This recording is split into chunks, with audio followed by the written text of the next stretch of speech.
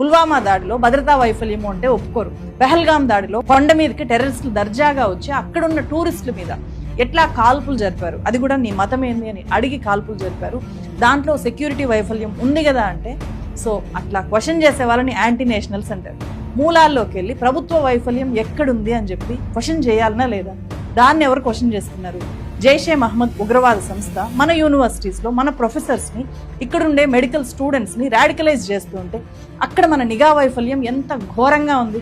Delhi red fort car blast కారణం ఇతనే అని చెప్పి పోలీసులు దాదాపుగా కన్ఫర్మ్ చేస్తున్నారు.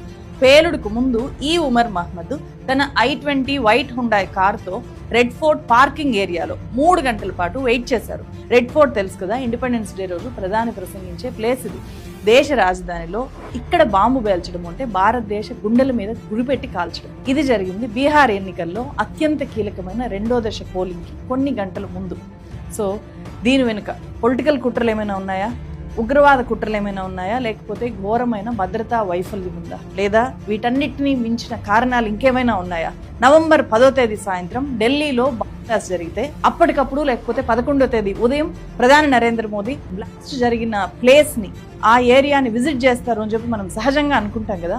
కానీ ప్రధాని మోదీ ఢిల్లీ బాంబ్ బ్లాస్ట్ మీద ఒక ట్వీట్ చేసి టాటా బాయ్ బాయ్ అని చెప్పి భూటాన్ రాజు పుట్టినరోజు వేడుకల కోసం వెళ్ళిపోయారు. సో మీకు గుర్తుందా, 2013లో దిల్సుఖ్ నగర్ బ్లాస్ట్ జరిగినప్పుడు సేమ్ అది కూడా ఇలాగే సాయంత్రం పూట జరిగింది. ఉదయానికల్లా అప్పటి ప్రధాని మన్మోహన్ సింగ్ గారు ఆ స్పాట్ని విజిట్ చేశారు, మీడియాతో మాట్లాడారు. కానీ విశ్వగురువు ఉగ్రవాదుల్ని 56 ఇంచీల ఛాతితో భయపెట్టే ప్రధాని నరేంద్ర మోదీ అని చెప్పి చెప్పుకునే మన ప్రధాని మాత్రము బాంబు దాడి జరిగిన తర్వాత కొన్ని గంటల్లోనే భూటాన్ పర్యటనకు వెళ్ళిపోవడాన్ని మనం ఇక్కడ క్వశ్చన్ చేయాలా వద్దా?